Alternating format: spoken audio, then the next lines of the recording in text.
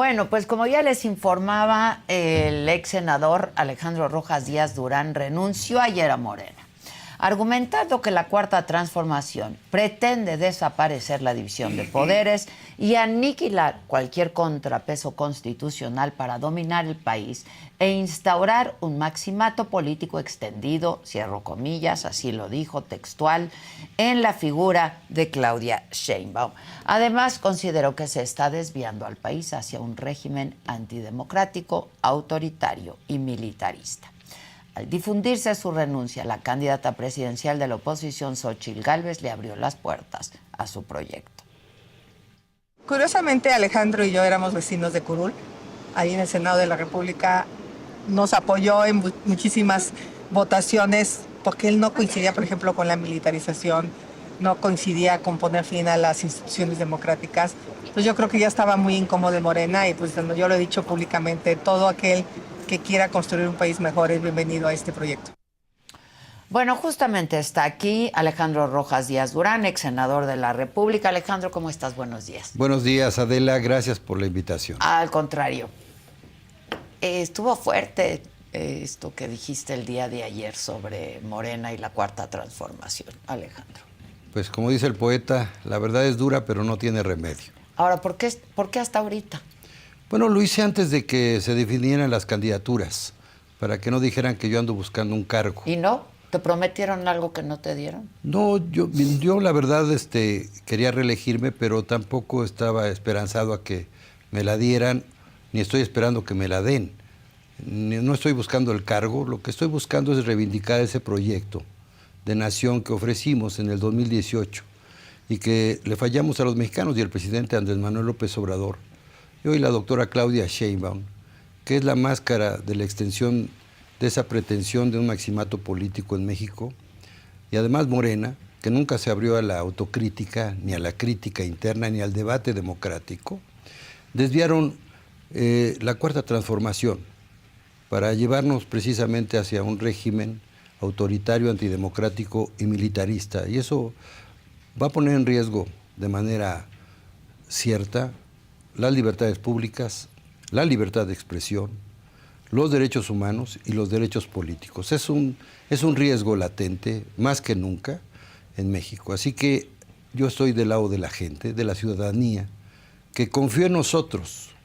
Porque mira, Adela, si hubiéramos hecho campaña... Lo que llaman el pueblo en la Cuarta Transformación. Es que la ciudadanía es el pueblo. Somos todos. El pueblo somos todos. Lo que pasa es que en Morena el presidente se ha dedicado, además de dividir a los mexicanos, en etiquetar, como si la ciudadanía fuera algo distinto al pueblo de México, cuando el pueblo de México es exactamente lo mismo y la ciudadanía es aquella que después de los 18 años tiene derecho a votar. Eso es cuando tú te conviertes realmente en ciudadano, cuando tienes el derecho de votar y ser votado. Así que yo voy a estar del lado de la gente. A ver, tú eres un hombre de izquierda de toda la vida. De toda la vida. Un poco cuéntanos tu historia para que la gente sepa. Sí, te agradezco, porque efectivamente yo siempre he militado en las causas de izquierda, democráticas, progresistas. Fui dirigente juvenil de la corriente democrática al lado del ingeniero Cuauhtémoc Cárdenas, de Porfirio Muñoz Ledo, de la maestra Ifigenia Martínez. Yo estuve denunciando el fraude que le hicieron al ingeniero Carlos Salinas de Gortari, mientras el presidente López Obrador votó por el PRI, votó por Carlos Seguía Salinas. En el PRI. Es decir, yo siempre he sido más de izquierda y siempre he promovido las causas democráticas de este país. E impulsamos muchísimas de las instituciones que hoy se pretenden desaparecer, como el INE, el INAI, que el Poder Judicial fuera realmente autónomo.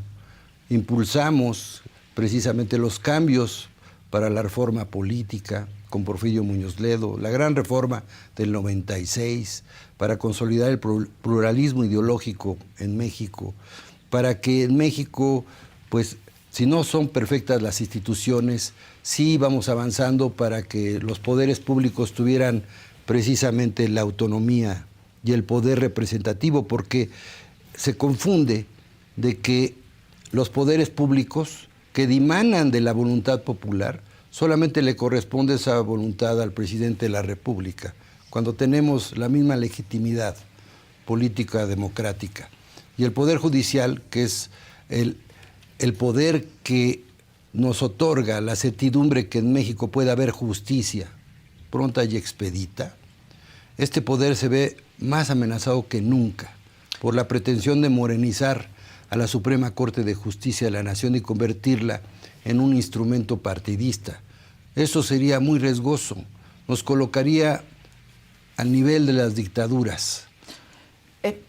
¿En qué momento empiezas tú a notar esto? Yo comentaba que pues tú ya habías tenido expresiones en ese sentido, Sí. pero ¿en qué momento empiezas a notar eso? ¿Tú fuiste cercano al hoy presidente López Obrador? Sí, nosotros lo apoyamos, incluso... ¿Lo conoces muy bien. Personalmente? ¿Lo conoces de Lo cerca? conocí precisamente siendo dirigente juvenil. Me acuerdo que Porfirio me invitó a Tabasco. Él estaba trabajando con el gobernador Enrique González Pedrero, también un hombre de izquierda.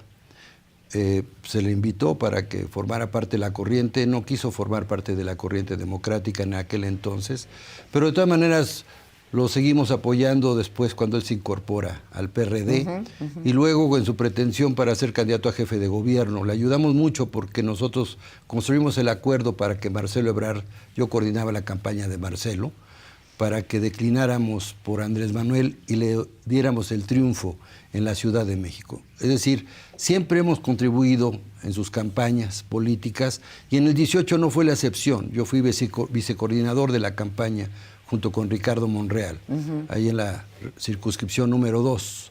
Y desde ese proyecto, desde el 18, nosotros señalamos, cuando empezó el gobierno, que empezó a desviarse.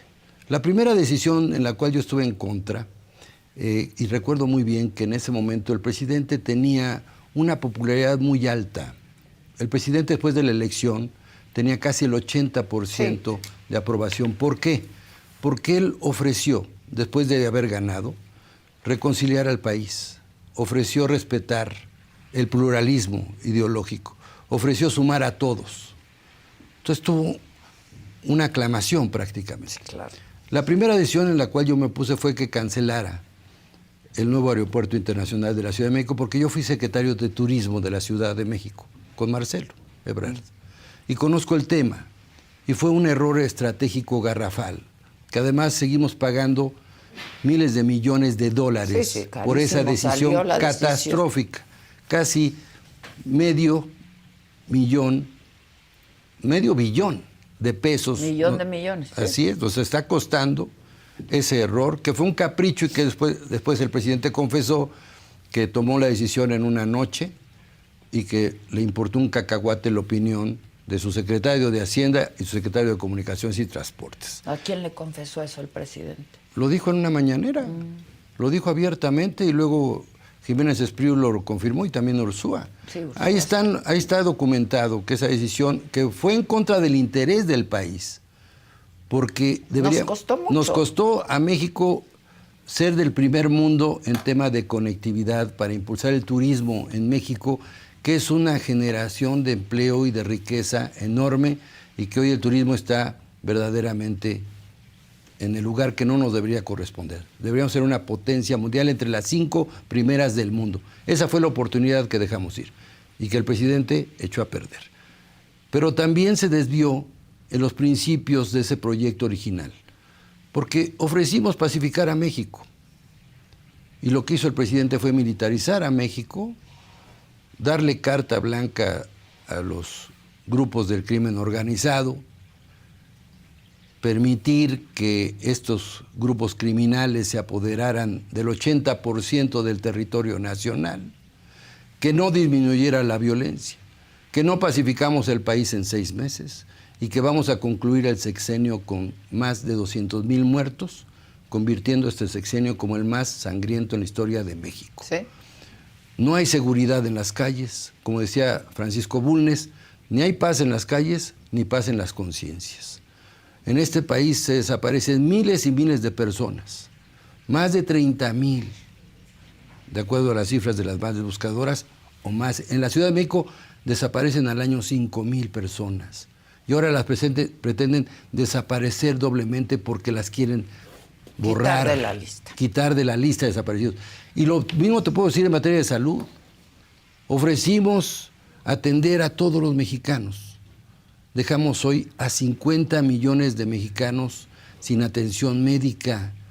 Y hoy los mexicanos más pobres y los no tan pobres tienen que pagar sus medicamentos. Tienen que pagar a un médico privado o un hospital. Dejamos a 50 millones sin esos servicios, casi el doble que en el 2018. ¿Qué te mueve hoy, Alejandro, a tomar la decisión de salirte de Morena? A reivindicar ese proyecto de nación. ¿Pero por qué ahora? Porque es el momento. La política es tiempo, Adela. Es momento de volver a promover en México un gran tsunami popular, ciudadano, para rectificar el rumbo. Porque yo creo que los anhelos, las esperanzas y los deseos del pueblo mexicano están en ese proyecto de nación que la gente votó en el 18. Ahí está. No queremos que regrese el pasado. Ya lo sufrimos.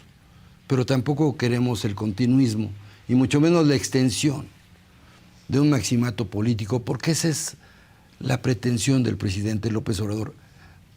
Nadie le cree, o muy pocos, que se va a retirar a su rancho.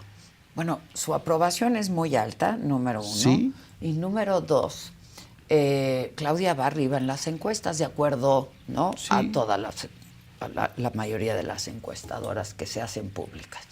Sí, el presidente es popular, pero no es Dios. Y el presidente también se equivoca. Y los presidentes también cometen errores que les cuestan. Si hoy ves las encuestas, en primer lugar, la mayoría de las encuestadoras trabajan para Morena o para los gobiernos de Morena. Prácticamente todas, y todas le daban márgenes muy altos, por ejemplo, en la elección del Estado de México. La misma encuesta de hoy, Sí. del Financiero, que decía que iba a ganar Delfina Gómez por 20 puntos, Ganó hoy por- reconoce sí. que Claudia Sheinbaum está bajando, está disminuyendo. Claudia Sheinbaum hoy no tiene arriba del 40%, 45%. Se empadronaron 100 millones de mexicanos. Te digo los números del Financiero hoy. Aquí está, Xóchitl tiene 32%, Sheinbaum 48%. Sí, eso Es es lo decir, se ha cortado la distancia. Ahora, Claudia ya no tenía para dónde ya no subir. tiene Alejandro. para dónde subir y al contrario, tiene más bien su tendencia va a seguir bajando porque en la medida que se vaya deteriorando, y eso le pasa a todos los presidentes, cuando viene el ocaso de su sexenio y cuando se van conociendo temas como la corrupción, y si existen más elementos como se han ido publicando, se han dado a conocer, imagínate, en el momento que saquen un video o una comprobación más específica de esa corrupción, si el presidente cae 5 puntos, Claudia va a caer 10 puntos. Y yo te decía, hay 100 millones de mexicanos que van a tener el derecho de votar en el 2 de junio. Si sale el 70% de votación... Ojalá. Bueno, Ahí está en el Estado de México, creo pues que- la gente no salió a votar. Pero yo creo que la gente sí va a salir a votar en esta ocasión, porque lo que nos estamos jugando es el futuro del país, no solamente es el Estado de Ahora, México. ¿cómo ves a la oposición? Y aún así, en el Estado de México no se ganó con 20 puntos, se ganó con 6, 7 puntos. 8. 8 puntos. Y eso 8, 9 puntos, que Alfredo del margen Mazo... de error, ¿no? Y eso porque Alfredo del Mazo ayudó con brazos caídos. Eso es la verdad. Y ahí está Erubiel de regreso, o más bien acá en la 4T. ¿Por En qué? el Partido Verde. Porque operaron para que también ganara Delfina. Ese es un hecho, ¿eh? ¿Esta decisión tú la comentaste con alguien antes No. de hacerla pública? No. ¿Con Mario Delgado? No, ¿Tienes no. alguna...? No, con Mario Delgado no es un líder político, él es un burócrata, es un gerente que lo tienen allí para administrar las decisiones del presidente. Y además está manchado también por la corrupción. Es un tema que va a salir, ¿eh? Él está ligado al rey del Huachicol, a este señor Carmona que asesinaron en San Pedro Garza García. Es un tema que está en Estados Unidos y el Código Magenta ha venido ya publicando algo. Ahí hay algo muy turbio con Mario Delgado. Mario Delgado no tiene autoridad moral ni política. Yo tengo buena amistad con Marcelo Ebrard y con Ricardo Monreal y con muchos otros colegas. ¿Y no lo comentaste? No, porque ni es con una Marcelo ni con Ricardo. No, porque es una decisión. No te creo, Alejandro. Te lo juro. No, les puedes preguntar, viene aquí muy seguido. Monreal es tu cliente. Es mi cliente, Monreal es mi cliente. Qué buen amigo, yo los aprecio mucho. A muchos colegas de Morena. Que también les prometieron y no les cumplieron. Ellos están allí haciendo su papel, ellos tomaron esa decisión de mantenerse después del fraude que le hicieron a Marcelo, que también nosotros apoyamos la denuncia que hizo Marcelo de los recursos de usos públicos en la campaña de Claudia Sheinbaum, la falta de piso parejo. ¿Y luego qué pasó? Ahí sigue. Bueno, ya la fue a acompañar, a abrazar y a... Son decisiones que cada quien toma en la vida, pero nosotros siempre hemos sido de una sola línea. Nosotros siempre hemos estado de este lado, porque nosotros pensamos que a México le falta esa gran reforma del Estado pendiente, en donde realmente consolidemos la autonomía de los poderes públicos. Una gran reforma que, por ejemplo, yo te dijera que para ser ministro de la Corte hay que elevar los requisitos. E incluso para que pueda proponer el presidente una terna, esta terna no debe surgir del presidente, debería surgir de las barras de abogados, de los colegios de abogados, de las facultades de derecho del país, de un consejo consultivo con eminencias jurídicas, para que esa terna fuera aprobada primero por mayoría calificada en comisiones y luego en el Pleno. Es decir, que tuviese todavía una densidad mayor para que quien llegue a esa Suprema Corte llegue precisamente a lo que va, a ser un custodio de la Constitución y de la ley, y no como la ministra Batres, que es una vergüenza para la Corte. O sea, como abogada, no lo digo como mujer, que merece todo mi respeto, pero no tiene la capacidad, y mucho menos la integridad, y mucho menos el compromiso con la justicia. Ella es, como dice el presidente, una leal y sumisa militante de Morena, que va a hacer lo que diga el presidente, o si gana Claudia Sheinbaum, lo que diga la presidenta. No va a estar al servicio de la justicia, va a estar al servicio de Morena y al servicio de las venganzas de Morena. ¿Tú seguiste cercano a Muñoz Ledo hasta antes de, sí, claro, de morir? Porque esto que dices ahora, él lo denunció, lo hizo público, claro, aquí en una entrevista, bueno, en la última entrevista que con dio. Porfirio fui yo su secretario privado y terminé siendo su amigo muchos años. Promovimos juntos, redactamos juntos el primer proyecto de Constitución de la Ciudad de México y participamos en el proyecto de reforma del Estado. Evidentemente tengo una formación y lo vi 15 días antes de fallecer. Ya. Y que además, algo que yo propuse en la Cámara de Senadores, que ahí está pendiente, que se le reivindicara públicamente y se le otorgara la medalla Belisario Domínguez, que no se le quiso entregar el año pasado, que bien la merecía, porque ya le fue otorgada al ingeniero Cárdenas y a doña Ifigenia. Me parece que esa deuda tenemos con Porfirio. ¿Y con Cárdenas sigues de alguna manera sí, cercano? Claro, todos ellos pues somos compañeros de lucha democrática. ¿Y no comentaste con el ingeniero nada de esto? No, estas decisiones, Adela, son personales. Son totalmente no unipersonales porque son decisiones de vida. Y yo sí quiero mantener esta congruencia, pero sobre todo no quiero ser cómplice de las próximas reformas que va a enviar el presidente a la Cámara de Senadores, que es precisamente para terminar de imponer este régimen autoritario. O sea, pareciera que es una cosa electoral, pero no, es un proyecto en camino, en marcha.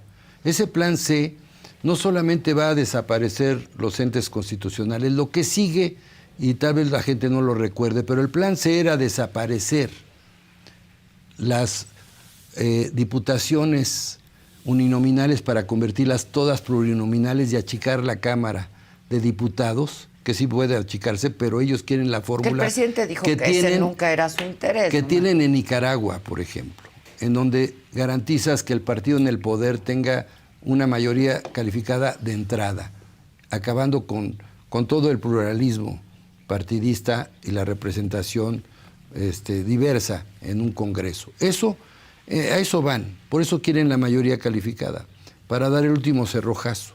Y por eso tienen a los militares en todos los órdenes de la vida pública, porque no tardan en proponer que los militares cuenten los votos en el 2027. ni siquiera en el 2030, porque van por el INE, que también yo defendí estando en Morena. Yo defendí no a Lorenzo Córdoba, yo defendí a la institución que además promovimos desde la izquierda, que el propio Andrés Manuel promovió y aplaudió cuando se consolidó el IFE. Fuimos parte de esa propuesta. Hoy se pretende morenizar al INE para volver a llevar las elecciones a gobernación. Por eso han propuesto la cédula de identidad. De identificación de identidad. Esta cédula de identidad es el nuevo padrón electoral manejado en gobernación, con un INE morenizado, con una corte morenizada, y al rato los militares van a ser quienes cuenten los votos en este país. Supongo que con el presidente dejaste de hablar desde que es presidente, o tuviste oportunidad de hablar No, con él en esto. después de mis posiciones, porque recordarás que yo fui muy crítico de la dirigencia nacional de Morena, de las encuestas patito que hacían, ¿no?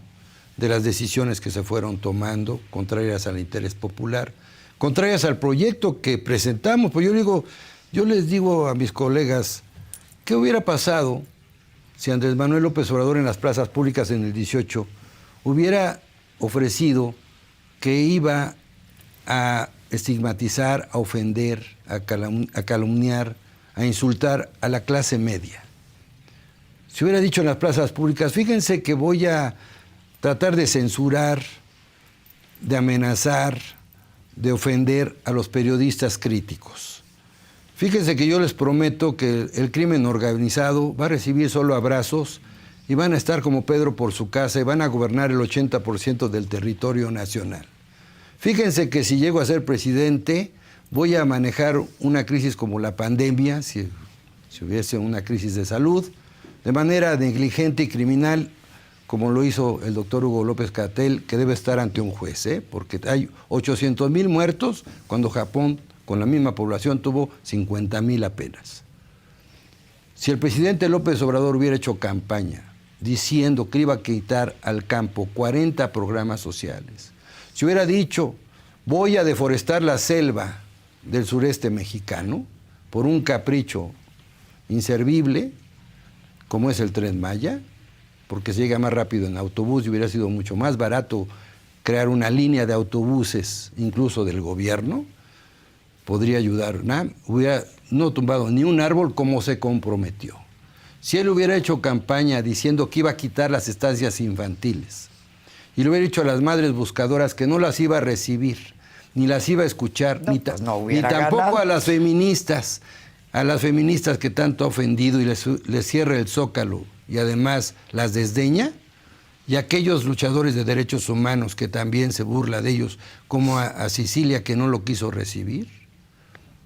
Si hubiera hecho campaña diciendo que iba a cancelar el aeropuerto, como lo hizo porque dijo en San Miguel de Allende en campaña que lo iba a concesionar, que nosotros le dijimos que lo concesionara al sector privado y que metiera a la cárcel a quienes habían tenido gestos de corrupción. Como debe de ser.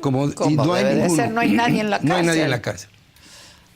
Si hubiera el presidente señalado que este país iba a ser más inseguro que en los gobiernos de Calderón y Peña Nieto, no hubiéramos ganado la presidencia de la República. Entonces yo les digo, entonces ¿quién está del lado correcto de la historia? Entonces no lo volviste a ver.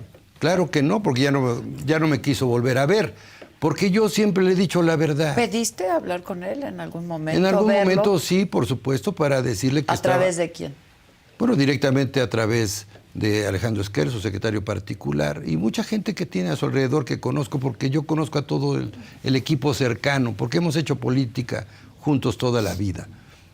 Pero ni siquiera a nosotros nos quiso recibir, como tampoco quiso recibir a millones, a cientos de personas que han pedido cita y que no los ha recibido. ¿Qué sientes? ¿Sientes, supongo que mucha decepción, pero enojo? Indignación.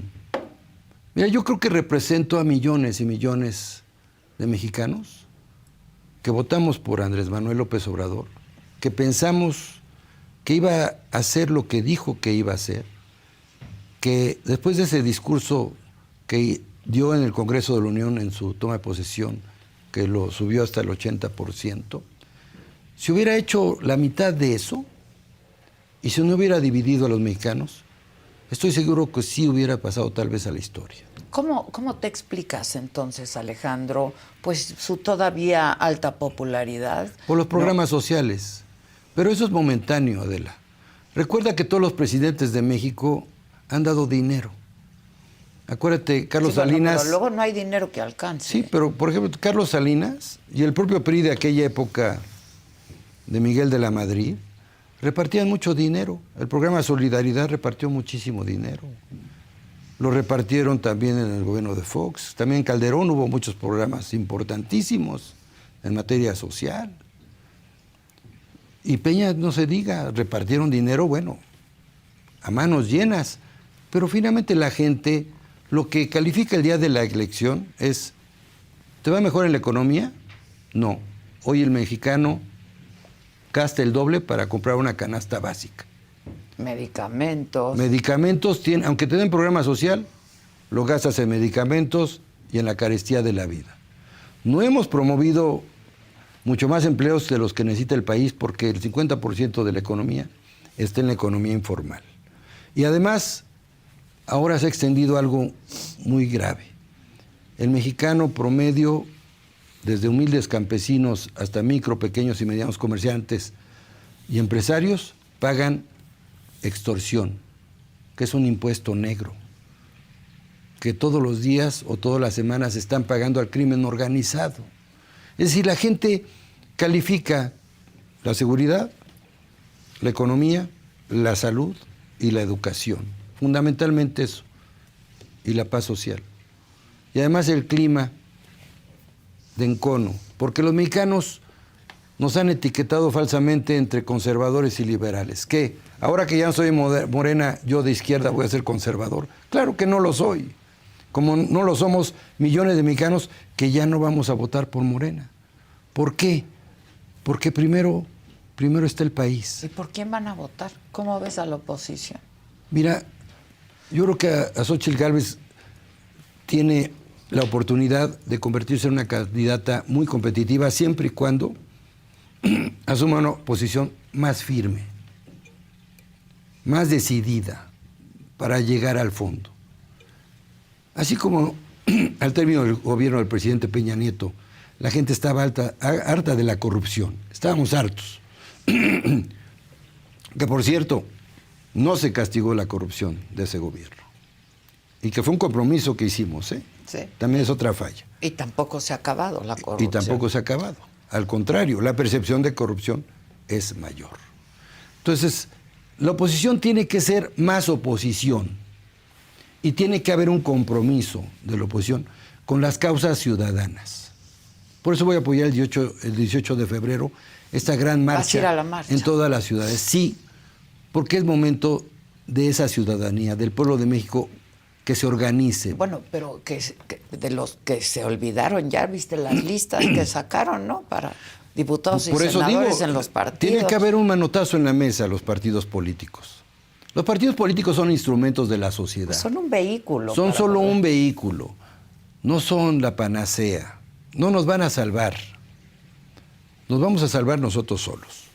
Pero necesitamos que la oposición entienda que necesitamos tener la fuerza suficiente, la apertura suficiente, pero sobre todo las propuestas más eficientes. Yo te diría, por ejemplo, el 5 de febrero el presidente va a presentar sus iniciativas para consolidar un régimen autoritario y antidemocrático y militarista en México, y yo no veo en la oposición que haya una contrapropuesta.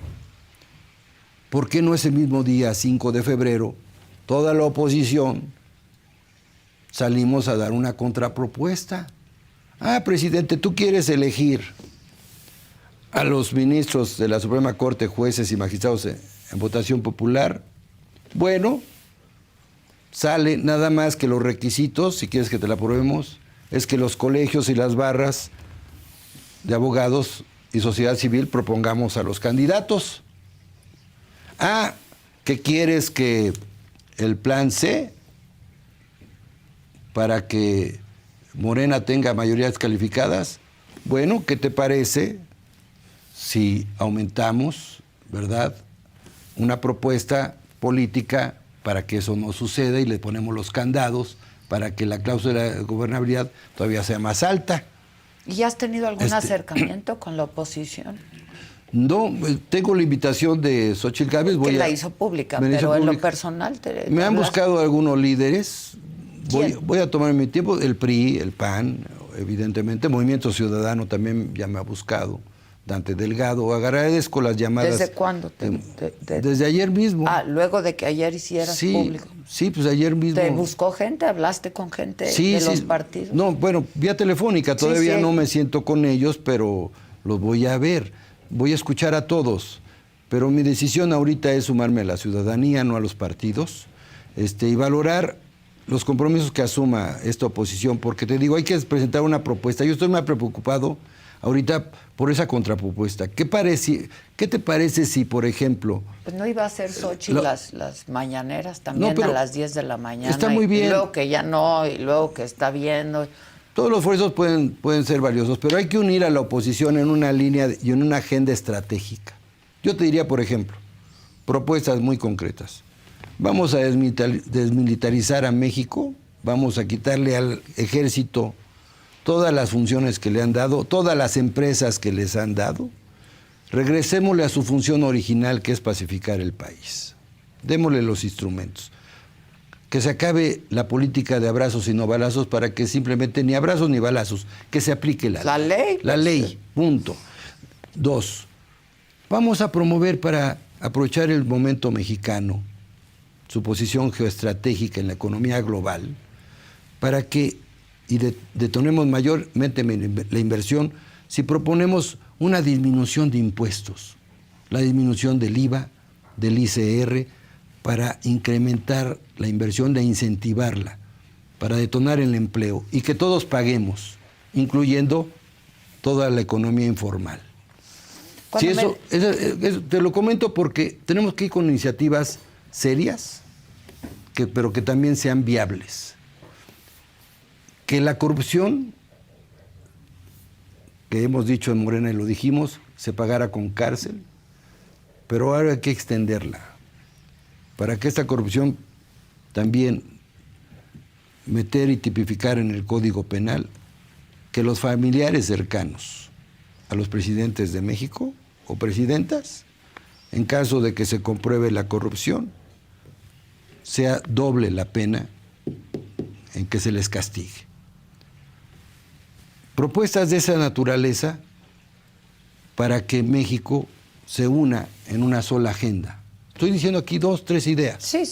Pero ¿hay tiempo todavía, Alejandro? Por supuesto que hay tiempo. Mira, va a ir elevándose la temperatura social.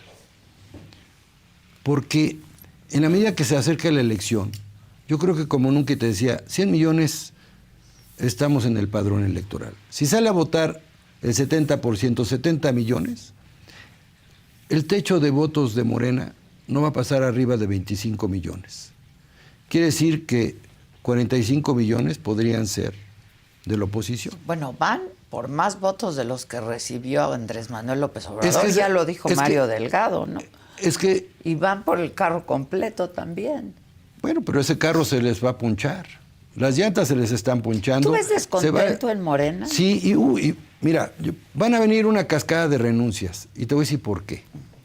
Porque muchos de mis colegas, a quienes yo respeto, cada quien calcula sus tiempos, están esperando que les cumplan las promesas, o que les cumplan, que les reconozcan sus liderazgos para ser los candidatos a senadores, a diputados federales, a presidentes municipales, a síndicos, regidores. Sí, pues son 20,000 cargos. Sí. Hay 100,000 registrados líderes para cargos en Morena, en la 4T. 100,000. Va a haber de esos líderes que representan millones de votos, que les van a dar una patada en sálvase a la parte. Bueno, solo hay 20,000 puestos para entrada, pero si no hay, digamos, consenso, si no hay inclusión, si no hay contención, si no hay equilibrio, ¿no? Si no hay acuerdos, pues difícilmente la gente se va a quedar donde. Pues ahí está que no Marcelo no se fue, Monreal no se fue. una cosa son ellos como líderes, pero la gente que La los base. sigue, todos los líderes que tenían fincadas sus esperanzas en esos proyectos, toda esa gente va a buscar un espacio donde hacer política. Y todos los líderes que son representativos de millones, de gentes del campo, de micros, pequeños empresarios, de estudiantes, de mujeres, de jóvenes, etcétera, etcétera, que son sectores muy importantes, esos van a empezar a desgranarse. Yo quiero convertirme en ese puente de plata, en ese referente que vean que sí se puede, se debe tener el valor, que es el momento, y que no se pueden quedar indiferentes esperando que se consolide este régimen autoritario, porque no luchamos por eso. Ninguno de los que estuvimos o están en Morena luchamos para tener una regresión histórica, para volver a traer al presente el presidencialismo absolutista, el presidencialismo que asfixia a los poderes y quiere someter y somete al poder legislativo, en donde les exige que no le cambien ni una coma a ninguna de sus iniciativas. Realmente la abyección total. Yo me opuse con mis votos en el Senado, y le dije que no al presidente de la República, como lo hice en otras ocasiones. Yo me enfrenté con los presidentes desde Carlos Salinas, directamente. Pero también quiere someter el Poder Judicial. O sea, eso es gravísimo. Y es más grave que el presidente no voltee a ver las fiscalías. La Fiscalía General de la República, por ejemplo, se ha convertido también en una tapadera de la corrupción del gobierno del presidente. No hay nadie en la cárcel realmente importante en el tema de Segalmex. No. No hay nadie en la cárcel por el tema del rey del huachicol, de Sergio Carmona. Y ha crecido el huachicol, ¿eh? Se ha duplicado el huachicol, no se acabó con él, ¿verdad? Las fiscalías de los estados y la Fiscalía General de la República mantienen el 90% de impunidad en los delitos que se cometen en este país. Eso no lo dice el presidente. Hoy las fiscalías dependen de los gobernadores de Morena, los fiscales, la mayoría, ¿no? Y la Fiscalía de la Ciudad, aquí hay el 98% de impunidad en la Ciudad de México. Y tenemos un fiscal que sacó un título patito. Eso es vergonzoso. Si hubiéramos sido oposición ahorita, estaríamos cerrando el Zócalo, la jefatura de gobierno, y tendríamos casi un campamento afuera de la Fiscalía y la tendríamos tomada. Cosa que no hace la oposición actual. Bueno, ¿no? por eso te digo, la oposición tiene que ser más valiente. Tiene que ser del mismo tamaño del presidente López Obrador en cuanto al reto. Mira, porque pareciera que hay cierto, con respeto, pero no se van al fondo de los grandes temas. ¿Hay cierto qué? Falta el último empujón para que realmente se vea que son oposición. ¿Qué es? ¿Cobardía? ¿Falta de audacia? Yo creo que falta la energía y falta la consistencia de sentirse oposición.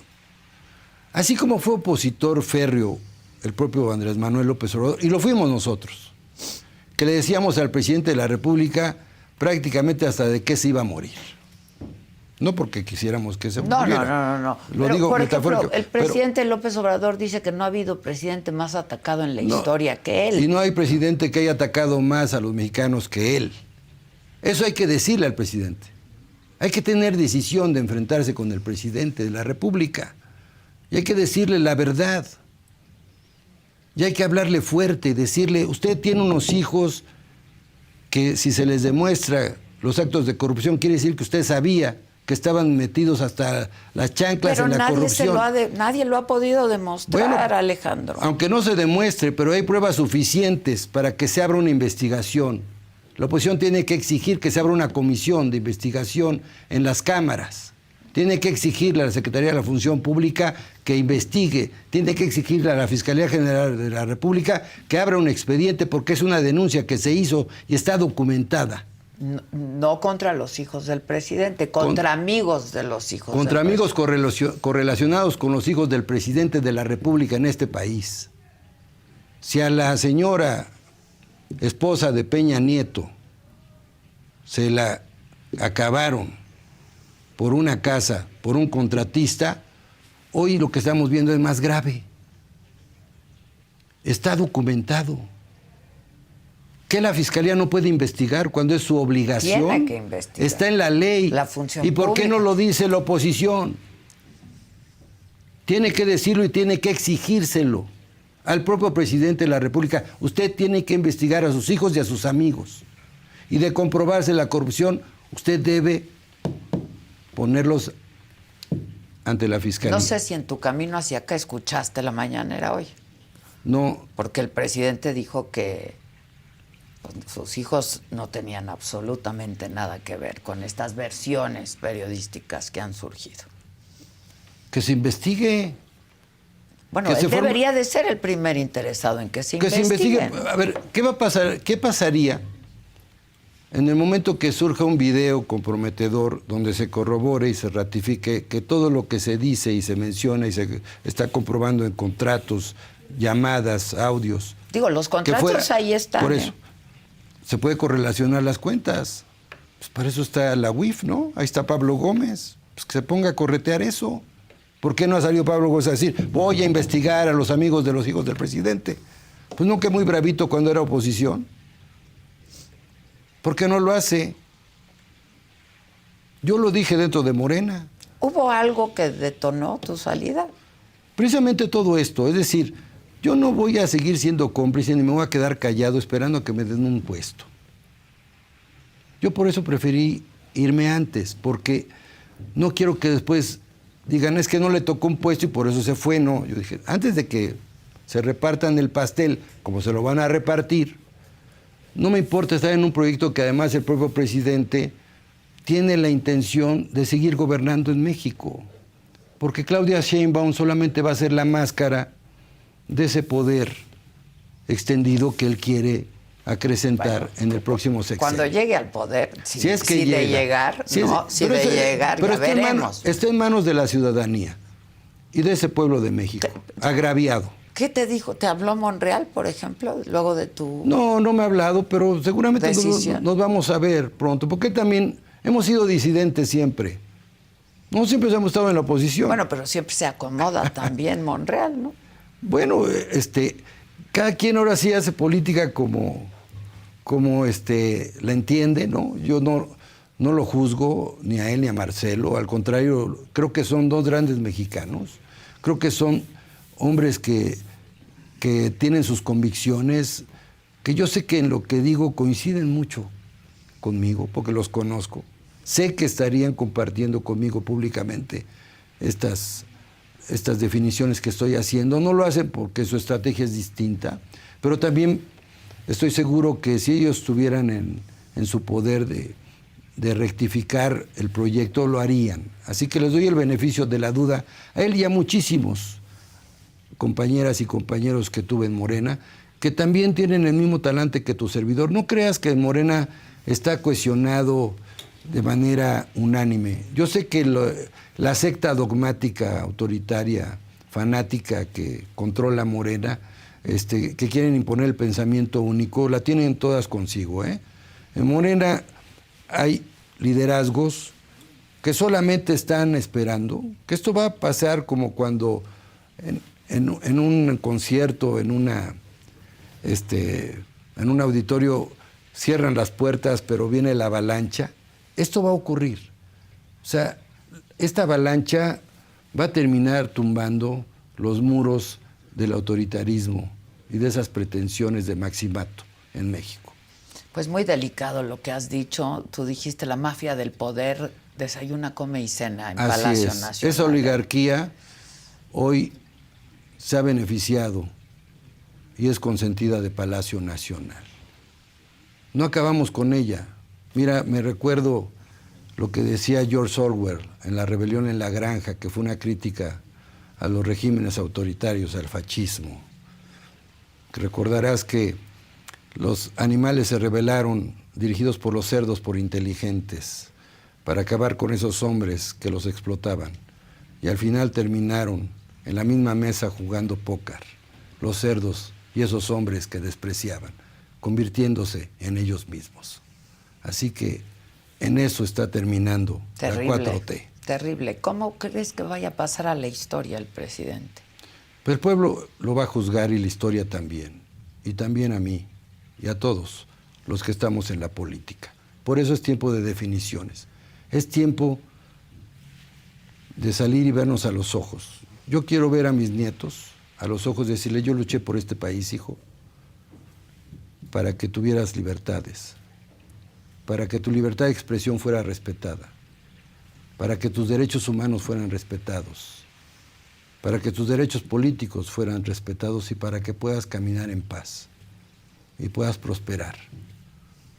Ese es el México que quiero dejar y es mi obligación moral hacerlo, aún a costa de todo lo que sea, porque sé que se me van a venir encima. Sí, no, es lo que te iba a decir, ¿no tienes miedo?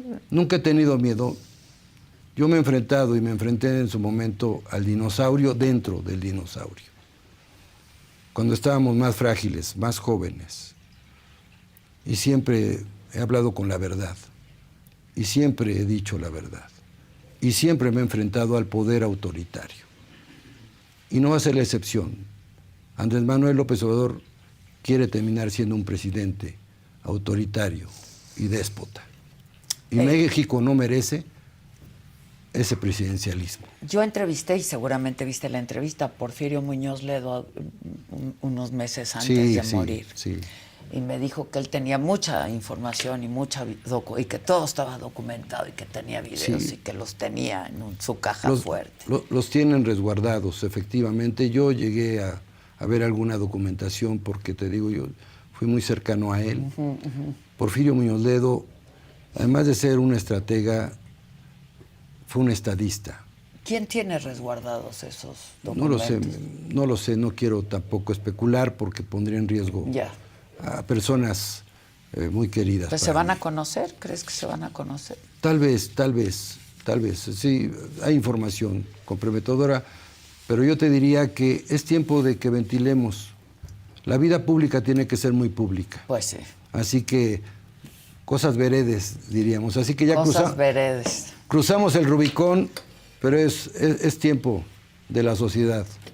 Y te agradezco, Adela, al contrario, que me hayas Alejandro invitado. Rojas, muchas gracias. No te quedas en el Senado tampoco como suplente. Bueno, la suplencia no me la pueden quitar porque fuimos votados en el 18. Exacto. Solamente si Ricardo decide acompañar a la doctora Sheinbaum y renunciar o pedir licencia al Senado, regresaría. Pero no creo que en estas condiciones se vaya a ir a ningún lado, porque no creo que me vayan a querer tener en la tribuna otra vez. Exacto. Gracias, Alejandro, y buena suerte. Y vamos a ver qué es lo que ocurre. Gracias. Adela y a tu auditorio muchas también. Muchas gracias. Esta conversación y todos los contenidos de la saga, por supuesto, ustedes los pueden ver. Ahí están todos los contenidos en nuestro canal de la saga, pero también en el canal 116 de Roku, que ya está en su televisión.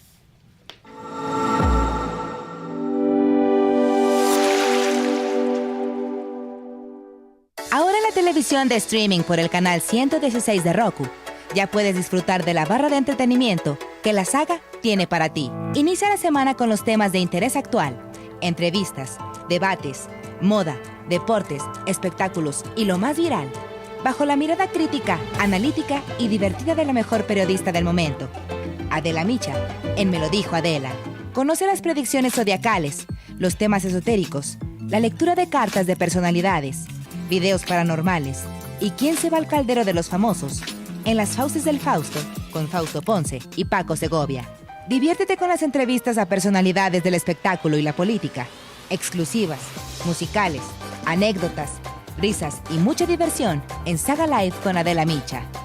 Entérate de los chismes de tus artistas favoritos, los temas polémicos y escandalosos de la farándula, conciertos, obras de teatro y la moda, con los comentarios directos, más picosos y sin restricciones, de Pablo Chagra, Débora La Grande, Fabs, Sam Sarasúa y Jenny García en Se te estuvo D&D.